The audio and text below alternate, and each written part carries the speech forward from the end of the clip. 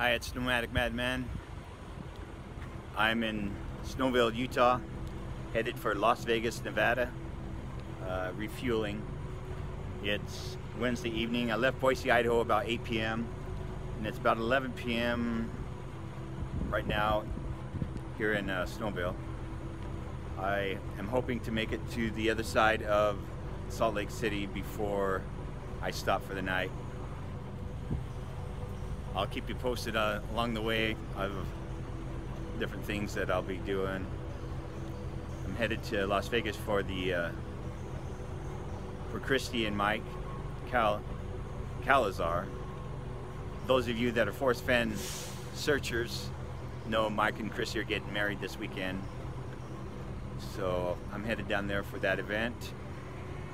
And on the way back, when I head back from Las Vegas on Sunday, I think, I'm going to go up through the middle of Nevada, if the storm is passed by then, and take you guys to Area 51 and another place that I like called Lunar Crater. And I'm going to fly my drone over that. And as long as the weather improves, we'll make that happen. I thought I'd just show you how a nomad travels.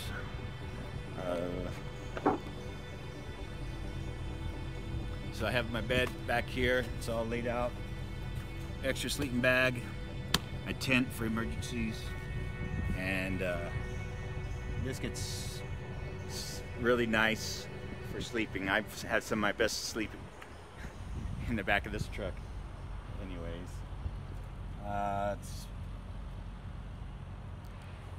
pretty comfortable.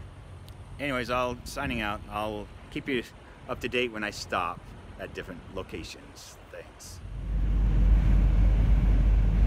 Good morning. I ended up sleeping on the north side of Salt Lake and waking up early. Now I'm driving through Salt Lake City.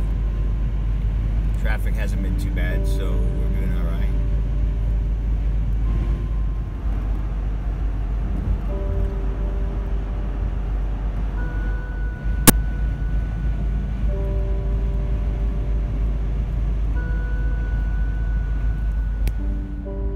For those of you that are following the Forrest Fenn saga, I found it odd that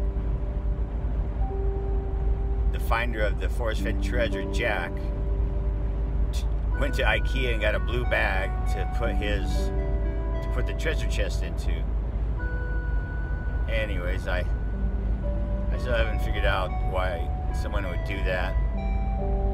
I think a backpack by itself would be strong enough to hold the treasure chest, 42 pounds. But it did keep Jack's backpack clean, supposedly. But I don't think the treasure was that dirty. What do you think? Leave your comments below. Don't bother me, I'm driving.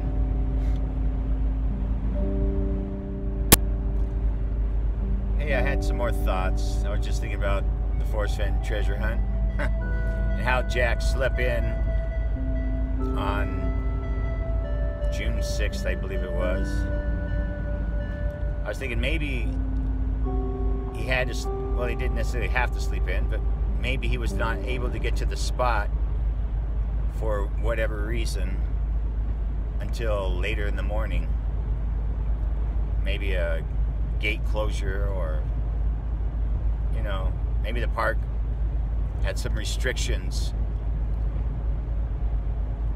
And if it wasn't in the park, somewhere else, maybe there's some sort of restriction that prevented him from getting up early. And he was just trying to make it sound like he casually walked to the treasure chest, methodically. Let's see, what did he say?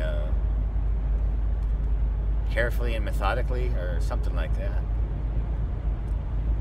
Retrieve the treasure chest. So maybe it's just his way of saying that he wasn't able to get it early in the morning, and so he just kind of slept in and took his time. I don't know, Jack. Jack, leave your comments below. Oh, and everybody else. Whoops. Oh, there you are. Jack, leave your comments below. And everybody else.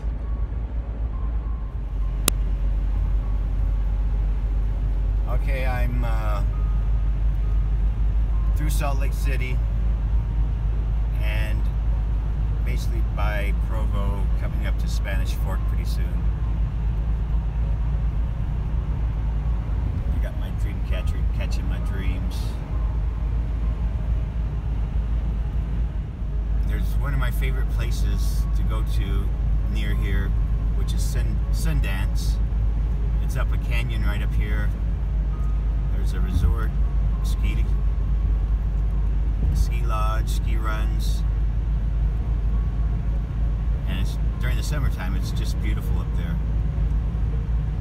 It was owned by Robert Redford, but I just read in the news this winter that I believe he sold it to a corporation or to a group of people that he trusts to take care of the mountain up there.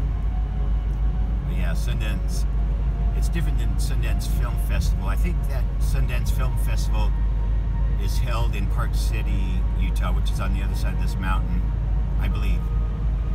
But the ski resort, Sundance itself, is just up in these mountains, and it's full of spruce and pine and aspen trees, and it's just beautiful up there.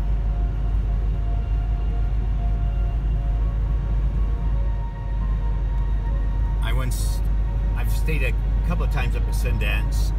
One time they were sold out, so they had to put us in a cabin, and the cabin, I was told the cabin was owned by his partner. I think the last name was Collins, and it was a 3-story cabin with a hot tub, and it was just huge up in the quiet spruce, pines, and aspens of Sundance.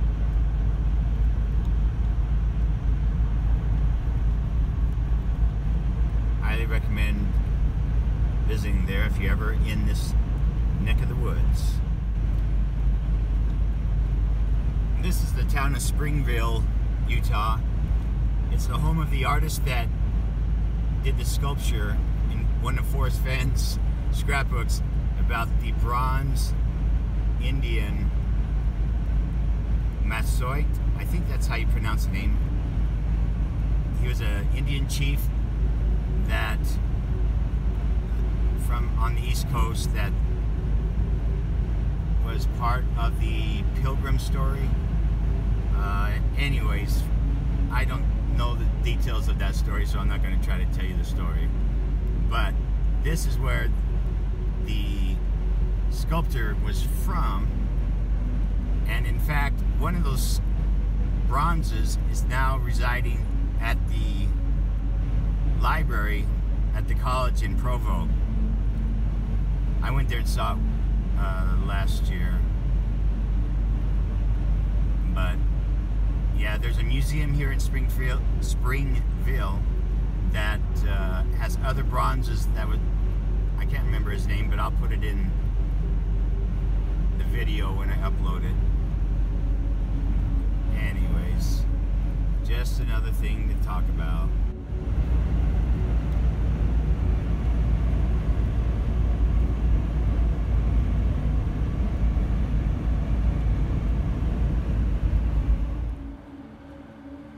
It's about 9:30 in the morning.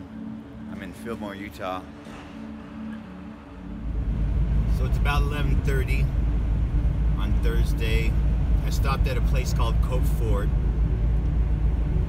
It's kind of a quiet place that is closed right now, so I took a little nap. I was getting a little tired. I seem to be napping a lot as I get older. Anyways, but it's 11:30 like I said, and I am probably a good 4 hours or maybe 5 hours from Las Vegas still.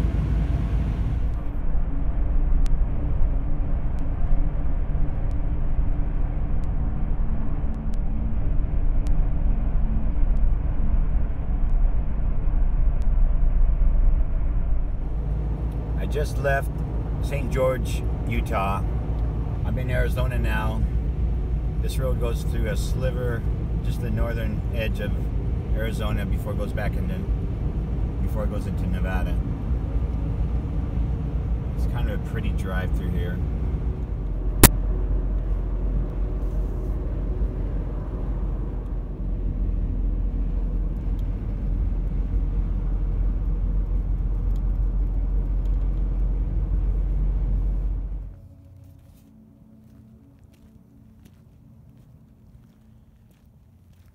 I think I'm still in Arizona, and I just pulled off the road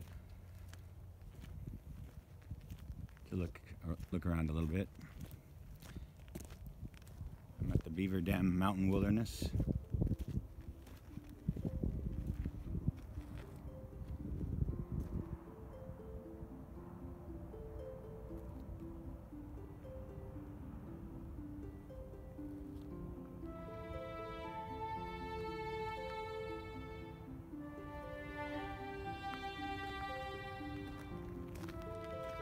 Pretty sure that's a Joshua tree.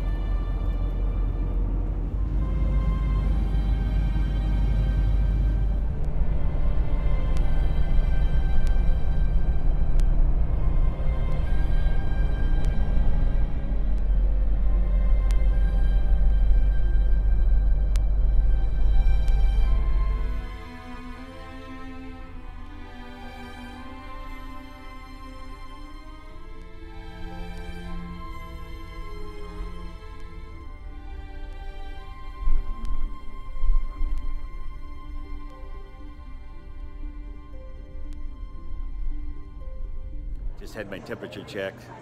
I'm okay. We're good to go. I'm at the Flamingo Hotel.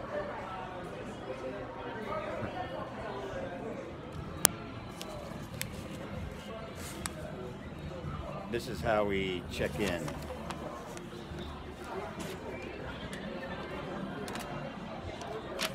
Got my key.